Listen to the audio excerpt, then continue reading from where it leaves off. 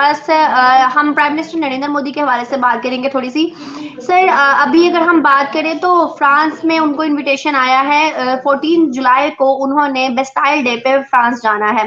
अब उससे पहले यूएस गए थे, इजिप्ट गए थे और भी बहुत से ममालिक गए थे, टर्की भी गए वो, उसके अलावा दुबई में बहुत बड़े मंदिर की इनॉग्रेशन के लिए भी गए, मतलब बहुत सी कंट्रीज गए थे। अब भी श्रीलंका ने भी उनको अपने मुल्क और भी कंट्रीज को, but prime minister Narendra Modi को भी इनविटेशन दिया है। अब आने वाले टाइम में वो है श्रीलंका भी जाएंगे।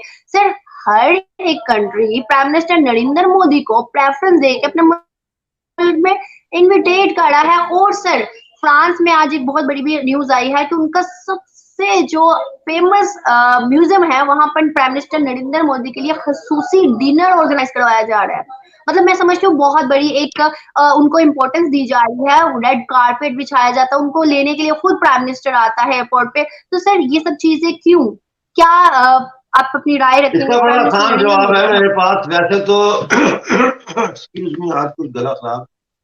वैसे तो मैं चाहूं तो लस्सी में पानी डाल के उसको बढ़ाता जाऊं, पतला करता जाऊं, वो भी कर सकता हूं, लेकिन इसका सीधा आपको मैं जवाब समझाने की कोशिश करता हूं एक सीधे जवाब की शक्ल में।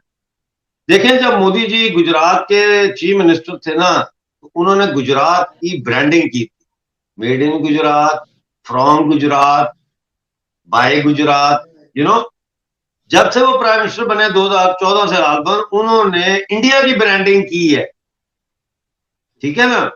और इंडिया की इकोनॉमी को इतना मजबूत किया है कि उनकी जेब में अब पैसे हैं, ठीक है ना। तो जब इंसान की जेब में पैसा होता है, इंडिया की बात कर, तो फिर वो शॉपिंग पे निकलता है, ठीक है ना। तो अभी अमेरिका गए थे, $80 बिलियन की शॉपिंग की है वहां उन्होंने, डिफेंस इक्विपमेंट, ये वो, ठीक है ना। अब फ्रांस जा रहे हैं, वहां से इन्होंने वो राफेल के जो जहाज लिए थे, कुछ रह गए, कुछ अपग्रेड कराने, तो जाएंगे। अच्छा, जिसकी पे जेब में नोट ज्यादा होते हैं, हर दुकानदार कहता है वो जी इधर आओ, हम साड़ी दुकान जाओ बादशाह, ये वेखो जापान की मलमल, ये वेखो जनाब कोरिया की बेहतरीन सिल्क, हर खेचता है। इस वक्त मोदी जी की वो सिचुएशन है कि मोदी साहब बाजार से गुजर रहे हैं और दुकानों वाले पुकार रहे हैं, मोदी जी इधर आओ, मोदी जी उधर आओ। फिर आप जब जाती हैं, आम ही होता है लाहौर में, आप जब जाए, फर्ज करो बरकत मार्केट में कपड़े की दुकान जो बड़ी लंबी, वो फट्टे लगे होते हैं, ऊपर वो चढ़े होते हैं, नीचे औरतें बैठती हैं, या आप आजम मार्केट चले जाए तो कहता है ठंडा ले आओ, बाजी वास्ते ठंडा लेके आओ, कहते कि नहीं, चाह ले आओ बाजी, बिस्किट खाने जाए बाजी, कपड़ा बाद में दिखाते, पहले वो ये कहते, आप कहती है हाँ हाँ बड़ी गर्मी है, 7 मंगा दो, ठीक है ना। तो अब वो डिनर कहाँ देते, कैसे देते, ये वही चीज है, वही बरकत मार्केट के कपड़े की दुकान वाली मिसाल है। समझ आई मेरी बात की? तजारत आज की दुनिया का महवर है।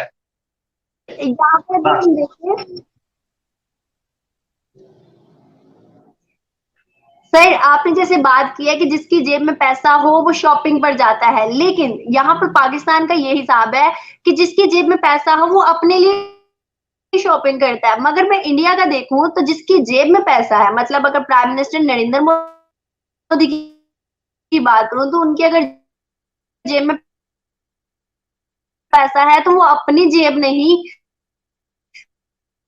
पूरे मैंने तो पहले कह दिया, मुल्क की जेब भर रही है। तो मैंने पहले ही कह दिया ना कि पूरे मुल्क का फायदा सोच रहे हैं, लेकिन मैं इंडिया की बात कर रहा हूँ, मोदी जी को मिसाल बना के मैं इंडिया की बात कर रहा हूँ, तो मैंने पहले ही कह दिया ना, इंडिया की स्ट्रॉन्ग इकोनॉमी है और उनके सीईओ जो है इंडिया का वो नरेंद्र मोदी है, और इंडिया ने कहा है कि जाओ भाई सीईओ साहब, माल चाहिए खरीदो, जाके ये पैसे पकड़ो, जाओ खरीदो, डेवलप करना है, इसको ऊपर तक लेके जाना है देश को।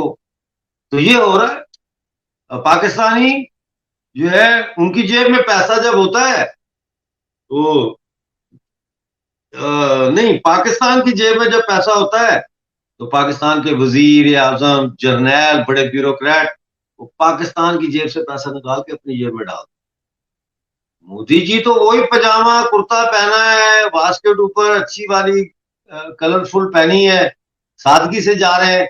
वो तो बंदा शराब भी नहीं पीता, वो चेस्ट कर रहा था तो जो बाइडेन ने उनको कहा कि भाई ठीक है आप ड्रिंक नहीं करते लेकिन चेस्ट तो कर सकते हैं।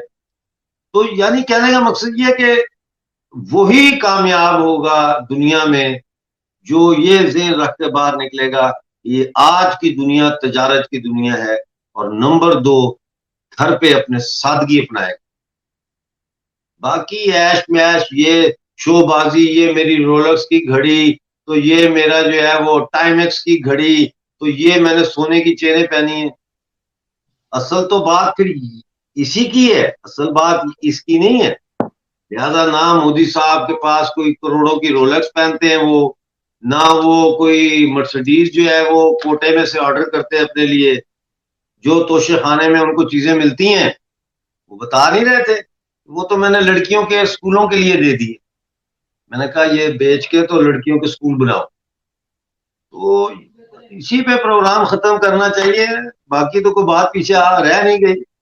अब जब लोगों की तवज्जो माशी मसाइल पे है, जब पीओजे के अंदर लोग अपने पेंशनों में इजाफे के लिए मुजाहरे और जुलूस और धरने कर रहे हैं, जब वहां पे टीचर जो है वो अपने 30,000 से ज्यादा स्कूल टीचर जो है अपने मुतालबात लेके मुजाहरे कर रहे हैं, एहतजाज कर रहे हैं, इसी तरह गिलगित बल्तिस्तान में आपने सरकार गिरा दी, और वहां पे जो एंगर था लोगों का कि हमें गुलामों की तरह ट्रीट किया जा रहा है, ये सारा कुछ इसको आपने एंगर को डाइवर्ट कर दिया मजहबी मुजाहरों में।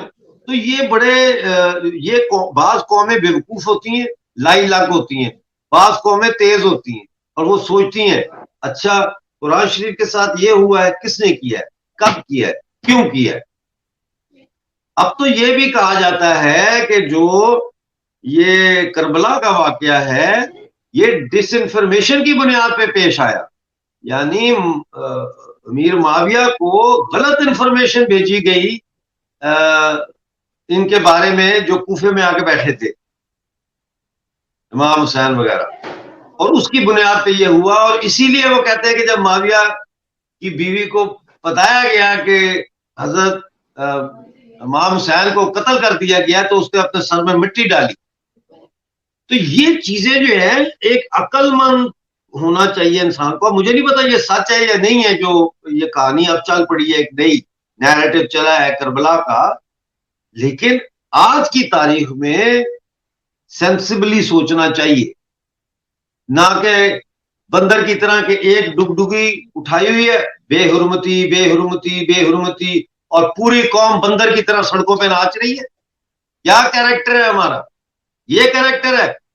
कल को जो में ये तो हमें उंगली पे नचाने वाली बात हो गई ना, कि कल जब भी चाहे कोई दुनिया की ताकत हमारे मुल्क के हालात खराब करना चाहे, वो किसी मुल्क में ऐलान कर दे कि जी यहाँ पे तो कुरान की बेइज्जती हुई है, यहाँ तो हजरत मोहम्मद सल्लल्लाहु अलैहि वसल्लम की हुर्मत पे हमला हो गया है, लो जी डुगडुगी हमला हो गया, डुगडुगी शुरू हो जाएगी, और पाकिस्तान के लोग अपने ही गाड़ियों को दुकानों को आगे लगाएंगे, अपने ही पुलिस वालों के सर फाड़ेंगे, अपनी फौज के खिलाफ खड़े हो जाएंगे। तो ये इनमें ये इनका कैरेक्टर, इंटेलेक्चुअल कैरेक्टर ठीक नहीं है, मशकूक है। इन पूरी पाकिस्तानी कौम का नफ्सियाती एवेल्युएशन होनी चाहिए, इन सबको एंटी डिप्रेसेंट्स पे डालना चाहिए और इनकी काउंसलिंग होनी चाहिए, क्योंकि ये इतने लंबे अरसे तक मार्शल में रहे, दबाव में रहे, वो एक सप्रेस्ड जो उनकी साइकोलॉजी है उसको कोई ट्रीट करने के लिए कोई साइकोलॉजी का कोई ट्रॉमा सेंटर नहीं है, कोई काउंसलिंग सेंटर्स नहीं है। भाई ये पूरी कौम जिसको आप बार बार झटके देते हैं, मार्शल लॉ का झटका नहीं है तो आप डिफॉल्ट का झटका दे देते हैं, वो नहीं होता तो इमरान खान के खिलाफ आप पार्लिमानी कू करके पूरी कौम को झटका देते हैं।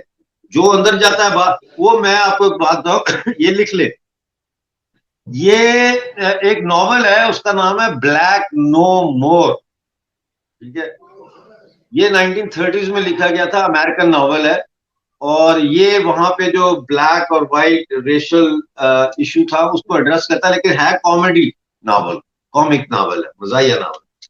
तो एक काला होता है, वो जाता है जर्मनी, और वहां से वो नई टेक्नोलॉजी सीख के तो अमेरिका वापस आता है और एक मशीन साथ लेके आता है। अब उस मशीन में अगर कोई स्याह फार्म है, वो एक तरफ से मशीन में दाखिल करते हैं उसको, 15 मिनट वो मशीन में रहता है, दूसरी तरफ से निकलता है तो व्हाइट मैन बना होता है, उसका रंग काले से सफेद हो जाता है। खैर वो कहानी चलती है कि कैसे कतारों की कतारें लगना शुरू हो जाती हैं, सारे स्याह फार्म जो है वो अब व्हाइट होने लग जाते हैं। तो कैसे ये जो रेसिज्म की इंडस्ट्री है, ये कैसे मुतासर होती है उससे, क्योंकि वो पैसा बना रही है रेसिज्म की industry. Black power, black lives matter, you know what I mean, ये सब पैसा कमा रहे हैं ना। तो ये इमरान खान का मैं देख रहा था पिछले दिनों, जब गिरफ्तार किया, जेल में ले गए, वापस आते तो कहते मेरा सियासत से कोई ताल्लुक नहीं, मैंने पीटीआई छोड़ दी। तो ये शौक है जो अवाम जो देख रही है कि कल तक तो ये वजीर था, कल तक तो ये इमरान खान के लिए आसमान जमीन के कलाबे में ला रहा था, ये आज इसको क्या हो गया। तो वो एक सप्रेशन, मेंटल सप्रेशन में चली जाती है पूरी कौम। तो आप लोगों को इलाज कराना चाहिए, इस वक्त वहां ट्रीटमेंट सेंटर होने चाहिए, साइकोलॉजिकल ट्रीटमेंट सेंटर्स चाहिए आप लोग, क्योंकि आप लोग नॉर्मल ह्यूमन बीइंग नहीं है। आप लोग माफ कीजिएगा, मेंटल केस तो मैं नहीं कहना चाहता, लेकिन आप लोग सीरियस इश्यूज हैं आप लोगों के साइकोलॉजिकल, जिसका तमाशा आप लोगों ने कल किया पीओजे के, पीओजीबी और पाकिस्तान में। ये साइकोलॉजिकल आपको खुद अंदाजा नहीं है, देखने वाले को पता लग रहा है। ये तो साइकोलॉजिकल इश्यूज हैं बहुत सीरियस, जिनको एड्रेस करना चाहिए। जी